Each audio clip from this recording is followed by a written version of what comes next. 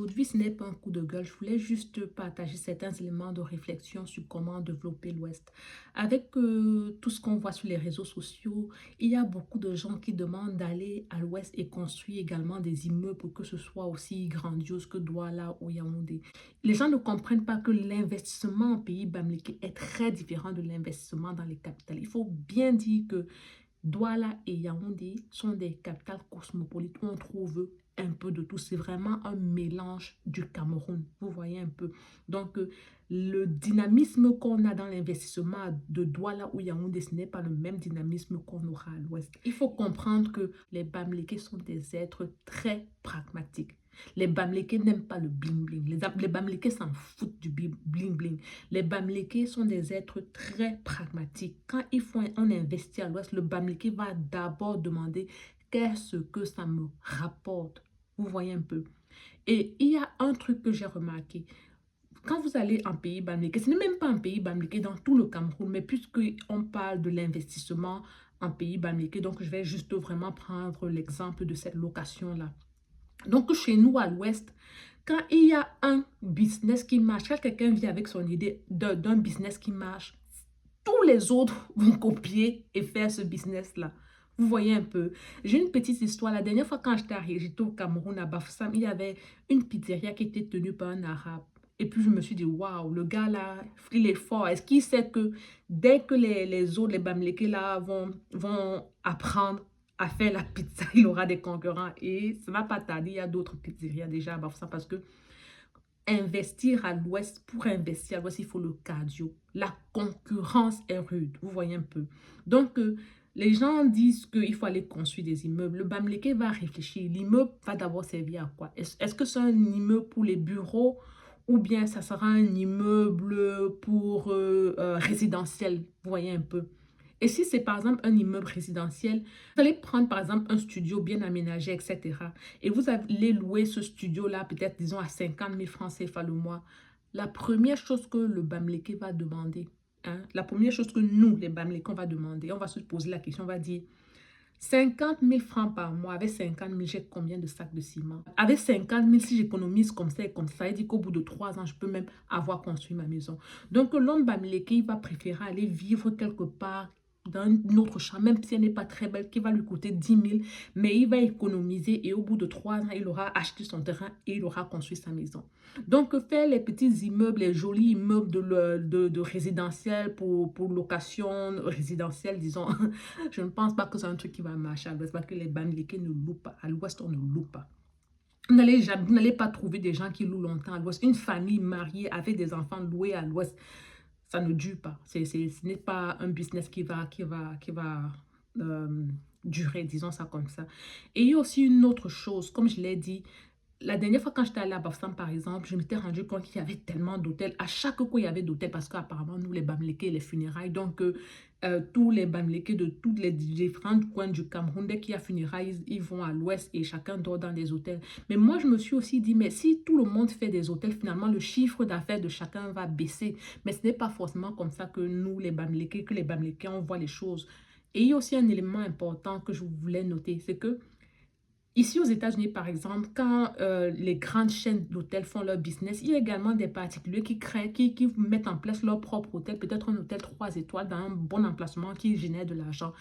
Et quand les grandes chaînes hôtelières voient que ce petit hôtel génère bien de l'argent et a du potentiel, les grandes chaînes hôtelières vont approcher cette petite chaîne ce petit hôtel et l'acheter. Mais le problème, c'est que chez nous, les Bamileke, on ne vend pas les biens. Vous voyez, les Bamileke, quand ils n'investissent pas pour l'argent immédiat. Ils investissent en passant à ce que je laisse après moi. C'est ça notre bonheur, c'est ça notre plaisir. On n'investit pas. On ne cherche pas forcément l'argent parce qu'on va acheter les derniers sacs Hermès. Non, non. Nous, les Bamileke, quand on investit, on pense après nous. Vous avez investi aussi sur une addiction, hein. Quand vous commencez à investir, vous commencez à entreprendre, c'est une addiction. Quand vous construisez une première maison, un immeuble, c'est une addiction. Vous ne vous arrêtez pas. Ce n'est que la mort qui vous arrête. C'est comme ça. Donc, c'est pour ça que les Bamileke, nous sommes toujours en train de pousser parce qu'il y a le virus de l'entrepreneuriat. Et donc, puisque chez nous, on ne vend pas les immeubles, vous voyez, on ne vend pas les biens. Donc, ce qui fait que C'est bien que les gens vont construire des petits immeubles. Finalement, le chiffre d'affaires pour chacun va baisser. Donc, le truc au Cameroun et dans les pays Bamileke, ce que je peux recommander, c'est d'investir, d'industrialiser l'Ouest. Il faut de gros investisseurs. Je vais prendre un petit exemple. La dernière fois, quand je suis allée au Cameroun, à Bafoussam, j'ai mangé un tilapia produit à Bafoussam. Vous voyez, produit en ferme, bon Dieu. C'est le meilleur tilapia que j'ai jamais mangé de toute ma vie. Si vous, je vous invite, hein, vous, quand vous rentrez au Cameroun, essayez de manger ces poissons-là made in Cameroun. Que vous soyez au sud, à l'ouest, au nord, parce que ça existe presque partout. Essayez de les manger. Ils sont tellement bons.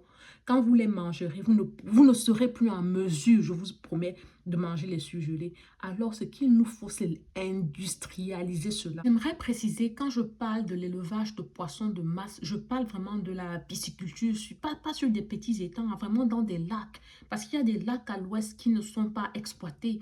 Imaginez qu'un des investisseurs, des investisseurs, ils vont et exploitent ces lacs-là et nous élèvent différents types de poissons. Vous voyez, ça sera un truc qui va marcher. Non seulement ça va marcher à l'ouest, mais ça va marcher dans tout le Cameroun. Et je suis sûre que ce genre de projet ne peut pas dépasser les gens de l'ouest. Ça ne peut pas. Même ici en diaspora, les gens de la diaspora, quand ils se mettent ensemble, bien entendu, on ne peut pas se mettre à 100 parce que des fois, il y aura des querelles, etc. Parce que il y a souvent trop d'émotions, etc. Mais je suis convaincue que si les gens ont de la volonté, ils peuvent trouver des fonds pour le faire et être sur place parce qu'on sait qu'au Cameroun, le vol qu'il y a dans ce pays-là, le vol ne connaît ni ethnie, ni genre, ni région. Camerounais, l'Africain, sont des voleurs, en particulier au Cameroun.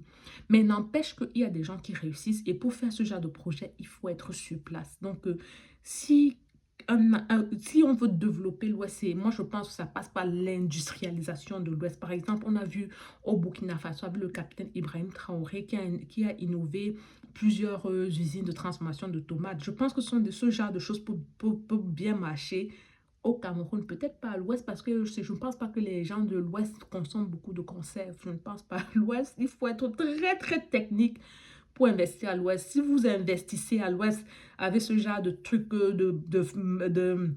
de tomates en boîte, peut-être c'est pour envoyer dans d'autres régions où c'est beaucoup plus accepté, mais si c'est pour être consommé à l'ouest, il faut être très technique. Je ne pense pas que ça va marcher, mais n'empêche, il y a beaucoup d'autres opportunités d'investissement qui peuvent marcher. Il faut créer des usines de transformation à l'ouest. Et si on crée des usines de transformation à l'ouest, c'est là que le développement va suivre, parce que il y aura de l'emploi et l'emploi va attirer des personnes de différentes zones. Et c'est comme ça, c'est maintenant comme ça que l'immobilier pourra suivre parce qu'il y a des gens qui vont construire maintenant pour que les gens louent parce qu'il y a plus de demandes et parce qu'il y a une production de richesse en fait. Mais dire que on va juste aller construire des immeubles pour que Bafoussam ou du Tchangou, Baganté, je ne sais pas quoi, ça n'intéresse pas les Bamileke, c'est pas comme ça qu'on réfléchit.